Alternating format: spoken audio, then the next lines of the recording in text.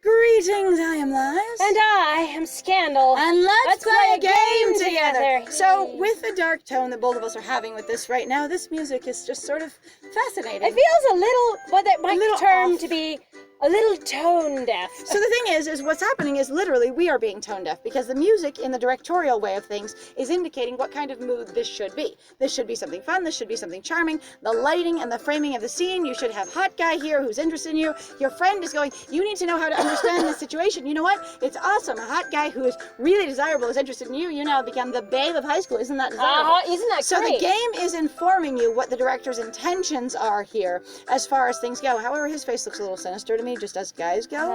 Still, good I get where mascara, he's, but... No, I mean, I get where that is the, unattractive It's a anime type face. of look, I get yes. it, totally.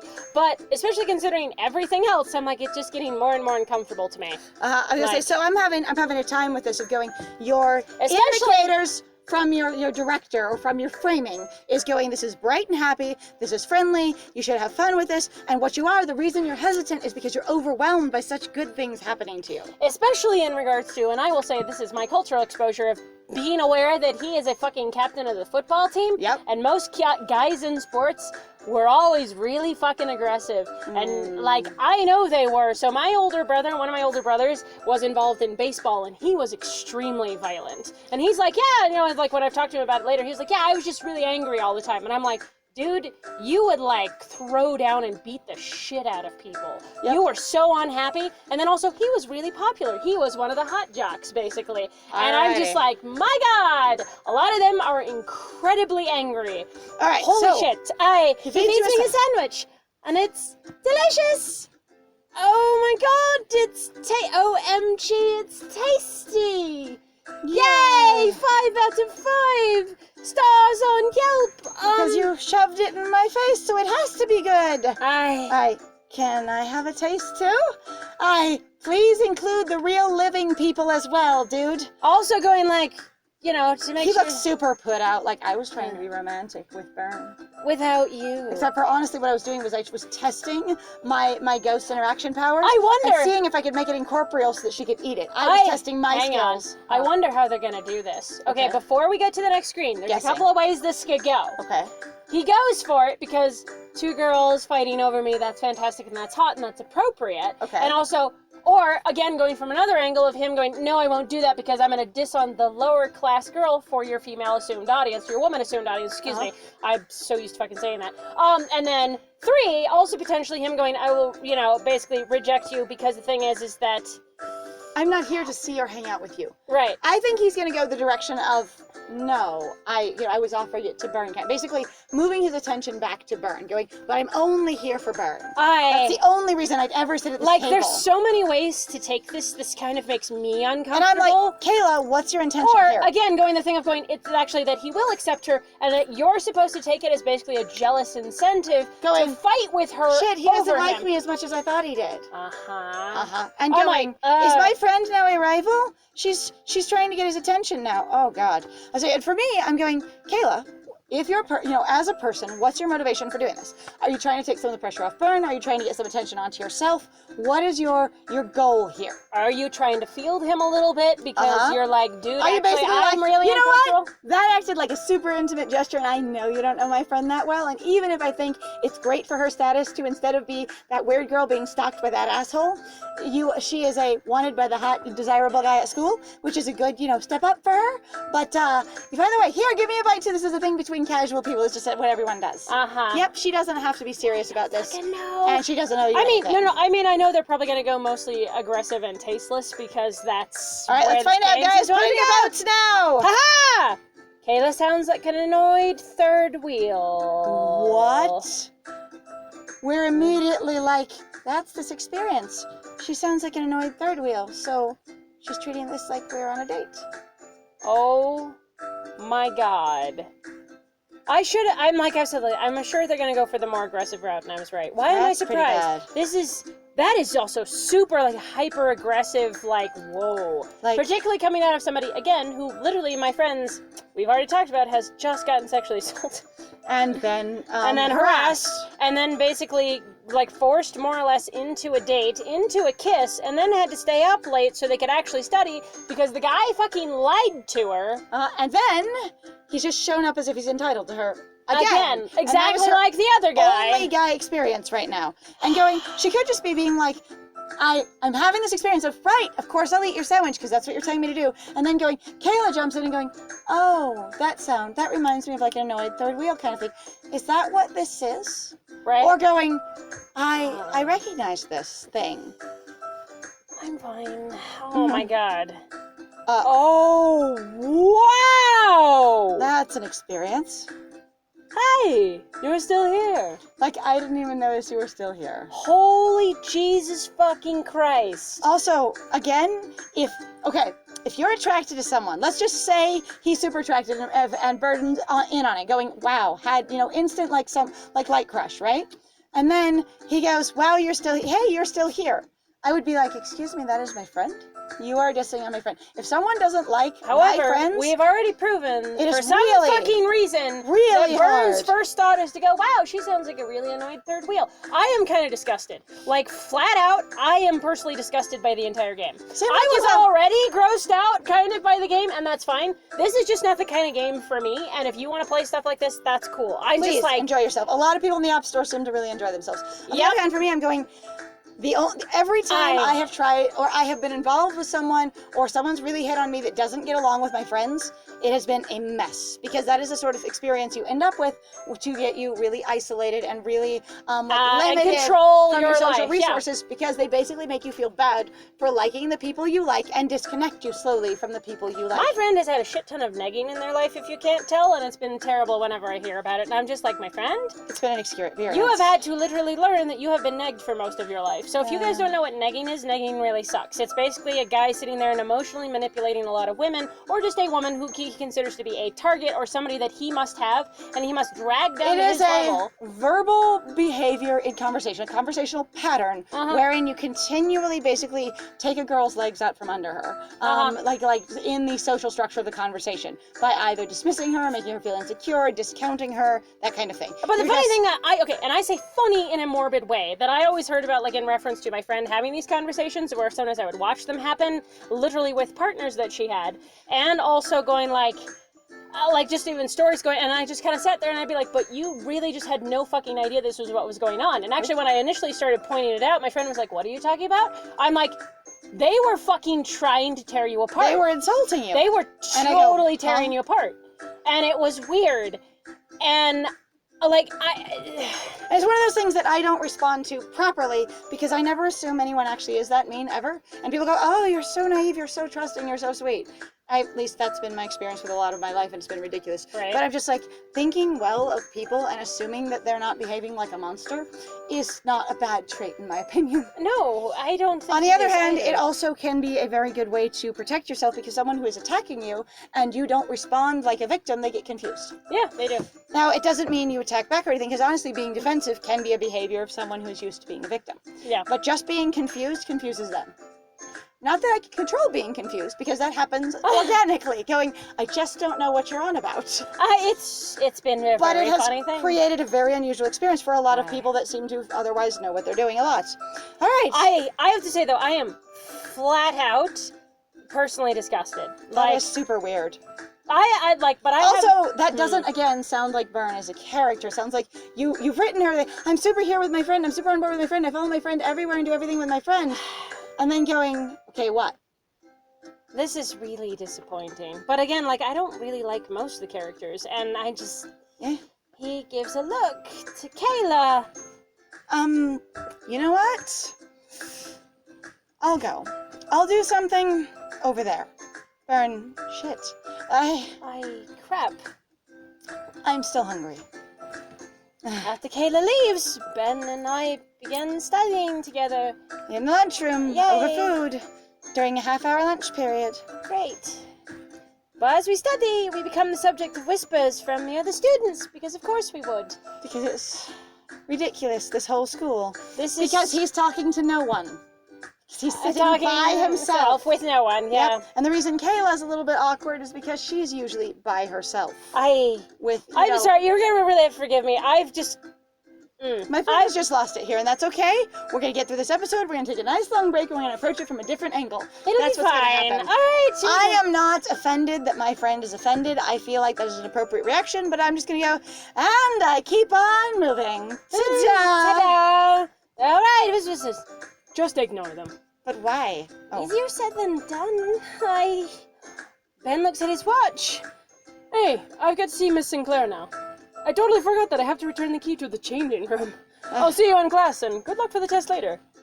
Thank you, and you too, Ben. Hold on.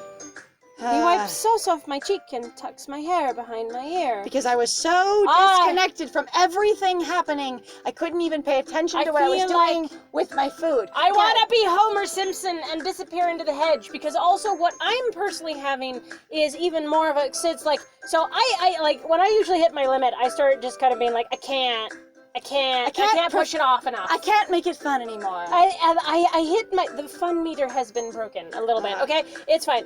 But part of my problem is it's not even just that. It's not just disassociation.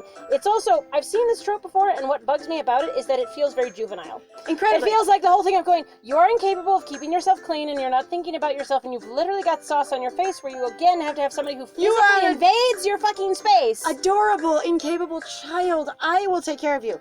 I literally, and so based on the fact that, so this trope has always bothered me, this idea of going, and when I'm eating next to you, I make a mess of myself, and you need to take care of me like a child.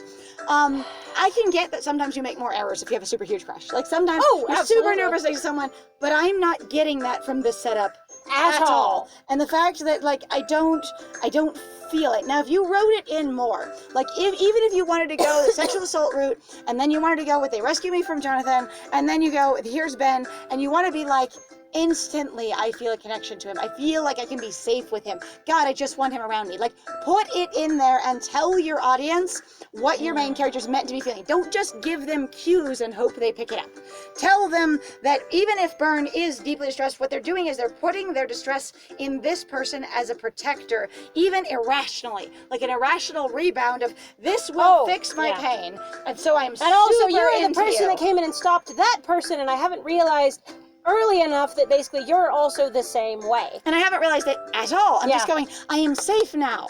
And so I artificially attach to you as providing me that safety, because what I need so bad is safety. And so what it feels like is intense romance and crush and connection and, like familiarity. And you can give that to your reader. Even if you want to write the same thing, and even if he turns out to be a creep later, you can give your reader that context so they don't read it the way we are if you don't want them to. There's a thing of like, there's a way to intentionally and gainfully railroad your reader.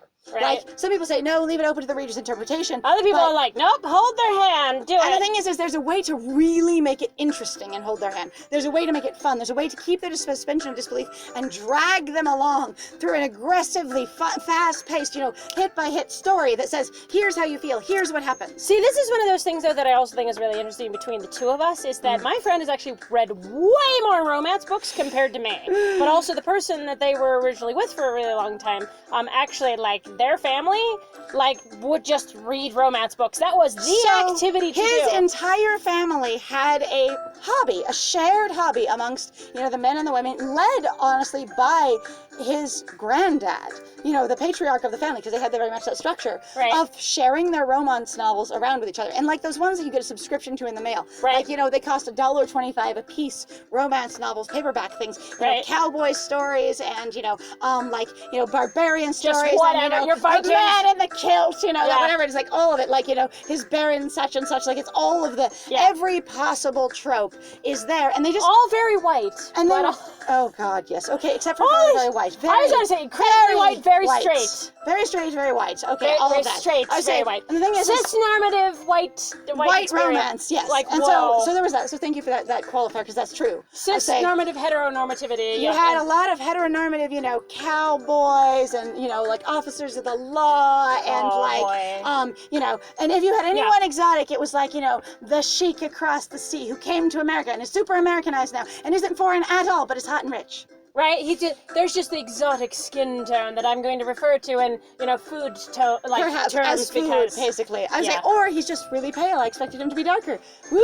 Woo! And you're like, Okay, what thanks. the fuck? Anyway, Thanks. so they all shared these around with each other, and it was a group hobby of reading the same ones and giving each other like light feedback about it, or going, yeah, that was really good. Like there wasn't even a lot of deep discussion about it. It was just, I enjoyed this one. Here's this, or here's the next subscription, and you pass it around the family. And I'm like, I don't really get this tradition, but that's cool. And so I read a number of them, and I had a hard time with a number of them going, I can't get into this. I usually like harder hitting literature. And again, not that those are bad, but for me, I like stuff that makes me think more, and not just think more about the literature, but think more about reality. Right. Like that's what, and those don't necessarily make me do that. They pull me out of reality and then make me go, what were you thinking when you wrote this a lot of times? And then I read stuff like, oh God, I'm not gonna remember. It's like Ethel and the Hitman or something like that. Maybe it's Doris and the Hitman. Anyway, and it's kind of like you're going, and then you got your mafia trope, and there's that. And going, there are things about it that are fun. And in there, you actually had a tiny bit of like diverse representation because she was heavy.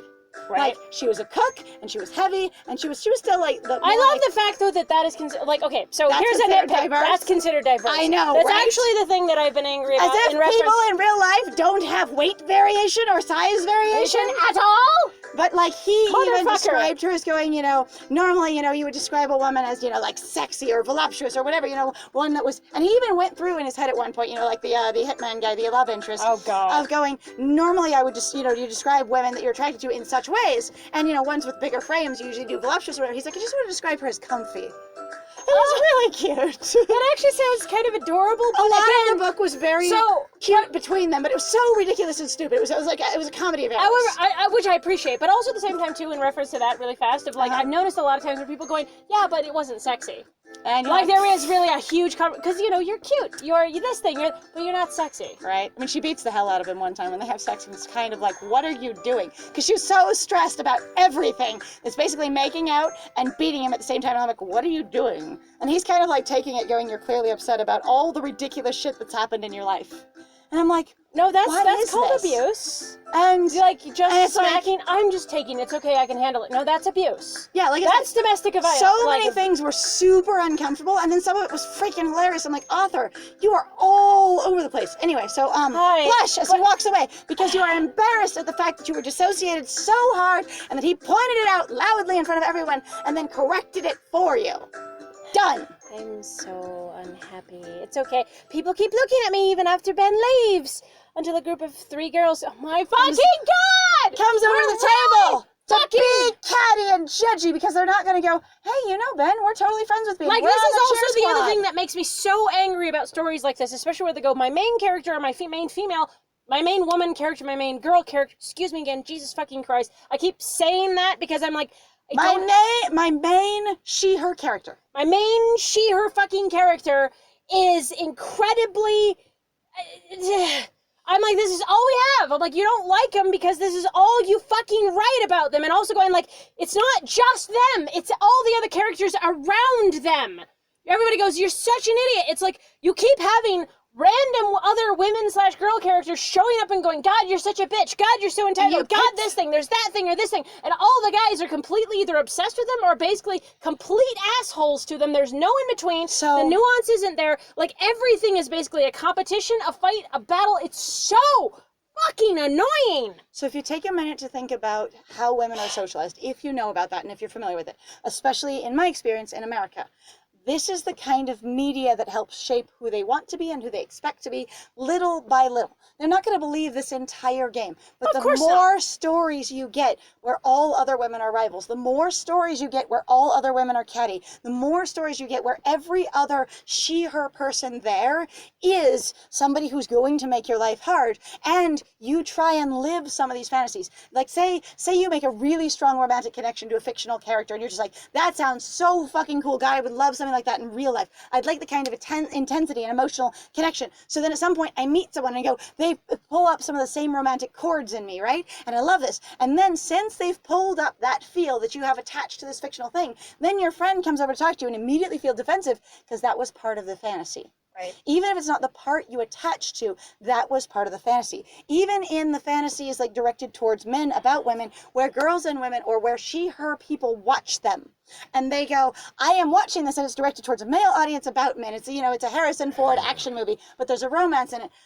I am being told, me, myself as a woman, and possibly the other people in my same gendered category, are being told, you're supposed to act like her or be in a position like her to be desirable like her. Yeah. And so if she is a poorly written character, and if anyone else is being catty and aggressive to her, or if the only way she continues to be interesting to the man is if she's in a completely isolated situation, you have one of those isolation fantasies, and every time they're not isolated, he doesn't pay as much attention to her, then you get people subconsciously even finding that place of going, I need to be isolated with the boy, the love interest in real life, because that's the only time we'll really connect. That's the only time that happens. And you know what? While intimate moments do largely happen in private, and a lot of times I'm a very private person, I like them to happen in private, there's an incredible amount of profoundness that can happen in public when you guys sort of like meet eyes and you recognize something in each other, or that you're having the same thing going on. It actually makes me think of, I don't even know if this is relevant at all. This is an old pop culture reference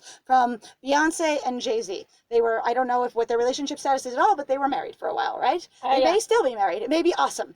But they were at one Academy ceremony, like one award ceremony. I don't know what award ceremony. Right. There's this picture of them where both of them are looking off to like the right, and they both have the exact same expression on their face. And someone just captioned it, the couple that shades together stays together. Right. And you have no idea if that's the experience they're really having, because you can frame pictures a lot of different ways, right?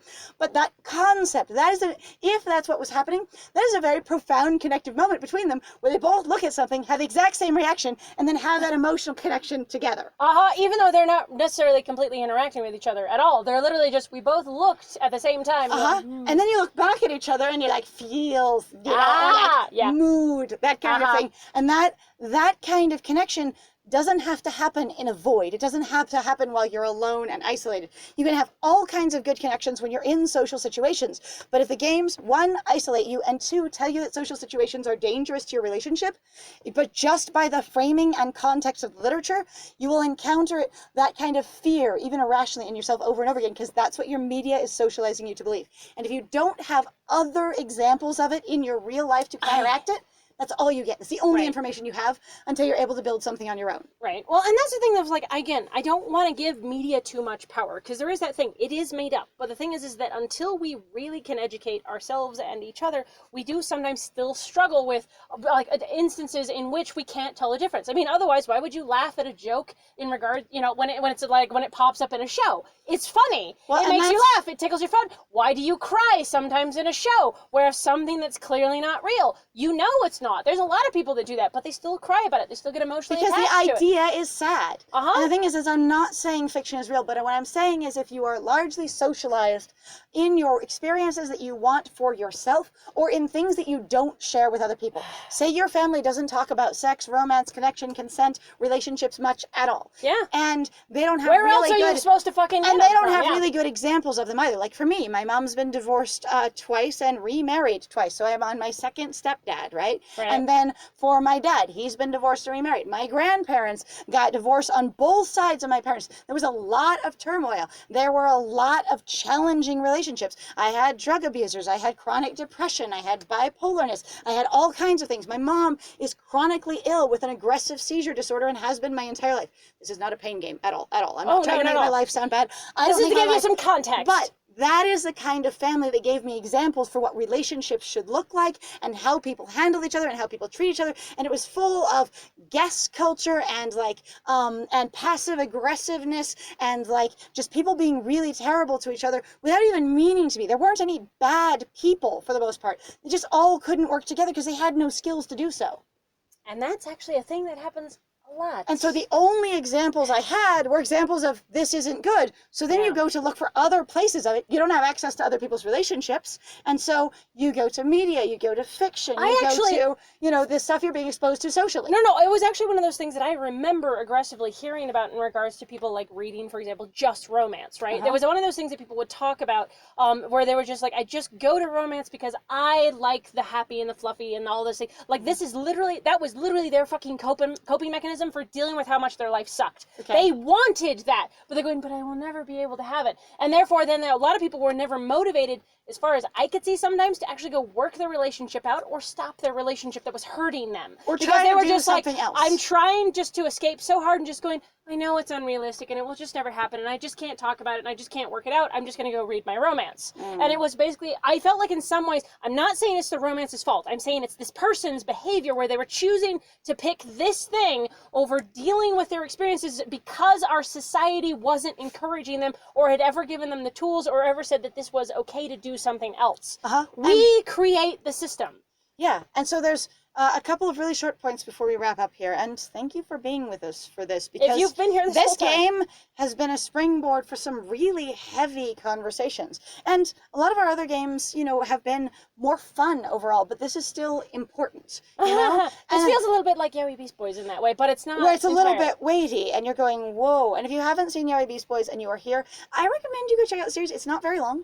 It's like 5 episodes, 6 episodes. Yeah. I say that's the entire game. They're a little long, though, but they're a little bit long, but really the games, like, we pad it really aggressively. Yeah, we talk really. about the themes and stuff. Yeah, because we're not here just to show off games. But basically, you have this experience of going, if you are using something as a coping mechanism, it means you're coping with something. Yeah. It means you are self-medicating something that needs medicated, or some kind of injury, some kind of problem, some kind of hurt. Yeah. Right? And so if it is possible to address that hurt, or at least even recognize it, going, I know this hurts, and then choosing what to do about it in some way of agency, or realizing that you are medicating about it, and giving yourself the chance of going, can I choose something else? Do I want to choose something else? Because that can be really, really valuable. Okay? And then the next piece of going, when you use media and when you interact with media, try to learn something from it to help yourself, to make your life more awesome, to make yourself more aware, to just be able to engage with your reality even more. And it doesn't matter if that media is, quote, just fluff. Yeah. Just empty fantasy calories. There's things to be learned about the way people write things that will help you understand what you're seeing in your reality, because other people read those books too. And the reason they are tropes is because they are pervasive societal recurring patterns that people recognize. And they don't come from nowhere. They don't. Yeah, they really genuinely and sometimes exist. Fiction steps them a step farther and goes, I'm going to pull it to its logical extreme to some degree, which makes it very interesting and more crystallizes it more. And then you can see a softer version of it. Goes to an incredibly biased logical conclusion, which is hilarious. And then going, how do you get from here to there? Right? All right. Anyway, at any rate, God, thank you for being here for this. We're gonna take a breather, and we will do the next episode after a break. It'll be a time. And we will see you guys tomorrow. Yes, thank you very much for joining us, though. If you like what we do, please feel free to like, comment, and subscribe. And also, please feel free to go check out our Ko-Fi and our Patreon. Got some links in the description down below. And other than that, though, guys, please have a great day. I have been Scandal. I wish you all the best. And I have been Lies. And it was great playing with you. Bye!